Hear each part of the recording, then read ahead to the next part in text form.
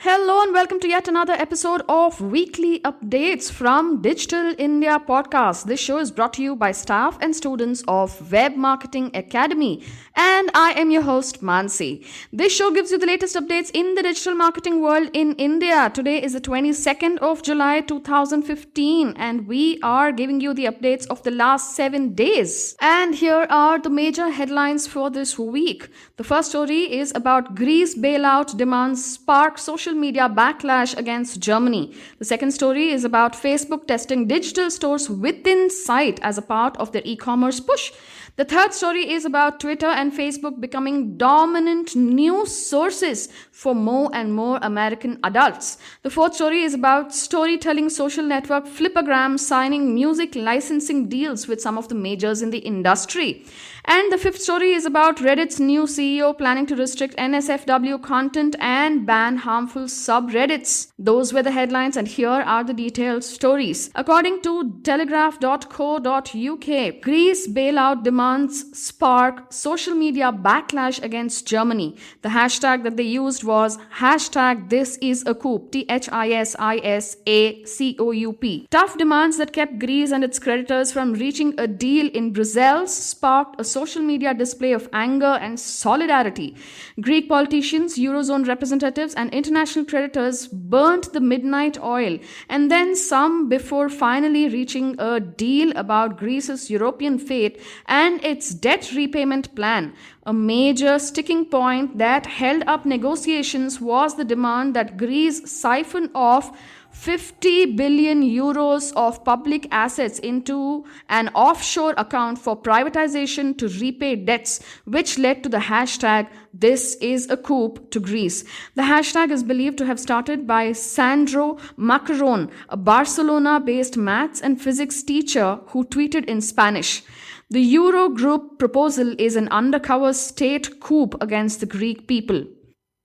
Hashtag this is a coup seems like a collective campaign by Spain's anti-austerity movement and indignados, which means the outraged. Even American economist Paul Krugman lent his support to the hashtag in a New York Times op-ed published. Op-ed is opposite of editorial. Twitter users were quick to pick up the flag, criticizing Europe for its betrayal of the European project and the Greek people. Greeks have been vocal already, voting overwhelmingly against austerity bailout conditions in last week's referendum and expressing their frustration in graffiti and street art. But now it looks like their international friends are speaking too. Wow, this is what social media is meant for. This is how whatever happens globally, it is available for people to read, to experience, to ensure that they know more about it and express their opinion. An awesome way to utilize social media. The second story we have for today is about Facebook testing digital stores within the site as a part of their e-commerce push. But before that, we have an awesome tip coming your way. This is an additional feature in Google AdWords.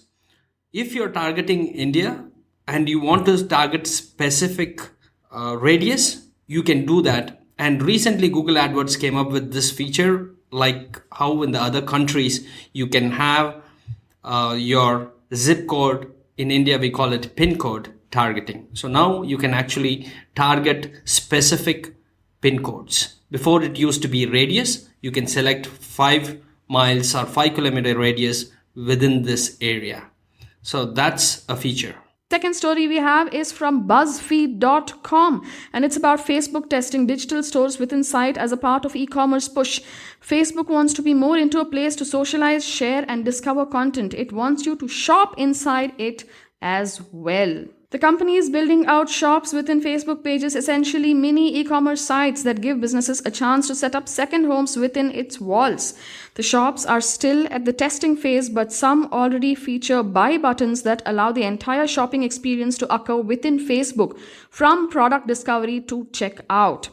With the shop section on the page, we are now providing businesses with the ability to showcase their products directly on the page, Facebook product marketing manager Emma Rogers told BuzzFeed News. If it works, bringing storefronts directly to Facebook pages could have a transformative effect on online commerce as retailers embrace the platform not just to inform their customers but to sell directly to them. Though the performance of social commerce is still unproven, Facebook is intent on this program's success. The digital advertising market, which Facebook relies on for most of its revenue, is predicted to reach almost 60 billion US dollars in 2015, according to eMarketer. Online e-commerce, on the other hand, is estimated to reach around 350 billion US dollars this year. Wow, there you go. If you're searching for an e-commerce portal on how to get there, how to put your products there, Facebook is going to ensure that they are right there for you to assist you to put your products right on your page on Facebook. I'm hoping you've got your Facebook pages right there, and I'm hoping you're actually gathering fans on your Facebook pages. The next story we have is about Twitter and Facebook becoming dominant news sources for more and more American adults, and this story is from digitaltrends.com. In a new study from the Pew Research Center and John S. and James L. Knight Foundation, more adult Americans are turning to Twitter and Facebook to keep up with current events. The results aren't really all too surprising, since prior Pew research has demonstrated that overall social media use across various platforms has been steadily increasing from 2012 to 2014. Only 2 years ago, just about half of all the adult Americans used Twitter and Facebook to get their news. In 2015, that number is spiked to 63% for both platforms. 2,000 adults were surveyed for this study. Wow, how much are we going to fight about getting visitors to our site? If you're a news website, like probably in India, it's about ndtv.com or, even cnbc.com. Now people in the US, people are moving to Facebook and Twitter. So I wonder what's happening in India. If you feel that you are gathering news and curating news and trying to find news, and if you rely on Facebook and Twitter or any other social media, do let us know, because we would love to know how is it that you want your news. And before we move on to the next story, we have another tip coming your way. This new app called Beam, Beme. I had an opportunity to play with it and got an unlock code. It's difficult to get unlock code. It seems interesting, but we'll have to wait and see where it is going. It is just a social app that it takes videos from your eyes. What you see is a video, and you can actually record some video, and then people can react by moving the face or taking a selfie. It sounds crazy. I think there's some momentum, and this week we have some trending topics on this. So I will report on that next week. So check it out. It is Beme app. The fourth story we have for today is about the storytelling social network Flipgram signing music licensing deals with the majors. The story is again from digitaltrends.com. Flipgram, for those unfamiliar, is a photo and a video-based social networking app that lets users set their slideshows to music, but the deals give users more options to find the perfect song with few simple taps. To help you elevate it with an oral experience without worrying about legal implications, Flipgram announced deals with multiple major record companies including Universal Music Group, Sony Music Entertainment, Warner Music, Merlin, and The Orchard, as well as music publishers such as Sony, ATV Music Publishing, Universal Music Publishing Group, and BMG. The deals let Flipgram users attach music clips to their slideshows. The music partnerships, Flipgram says, make it the first fully licensed mobile social app. Wow, we already have a mobile social app now. With these deals, our users get unprecedented access to the comprehensive catalog of popular classical and indie song clips to use as soundtrack to their Flipgram stories, says Farhad Mohit, founder and CEO of Flipgram, in a statement. And our music partners benefit from having their music featured and available for purchase in the tens of millions of Flipgrams being created and shared each month worldwide. Really wow. I mean, if you were just wondering, copyrighted and how could you use somebody else's music, Flipgram just is making life a lot more easier to use the kind of music that you've always wanted to use. Before we move on to the next story, we have another tip coming your way. This is an interesting numbers we saw in the Financial Express. Now, there was a story saying that companies have increased their spend on digital ads from 2% to 8 to 10%. That's a huge shift in the digital advertising from 2% to 8 to 10%. And the primary focus is on Facebook, Twitter, YouTube, and LinkedIn. Also, Business Standards came up with a similar story about the ad spend. In the next 7 years, it is going to go, the budget for digital advertisement is going to go somewhere between 20 to 25%. That's a huge number.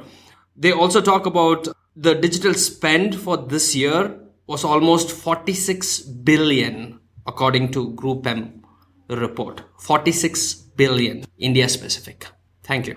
The fifth story we have is again from digitaltrends.com, and we're talking about Reddit's new CEO planning to restrict content and ban harmful subreddits. Reddit CEO Steve Hoffman announced that the site is considering new restrictions on what users can post.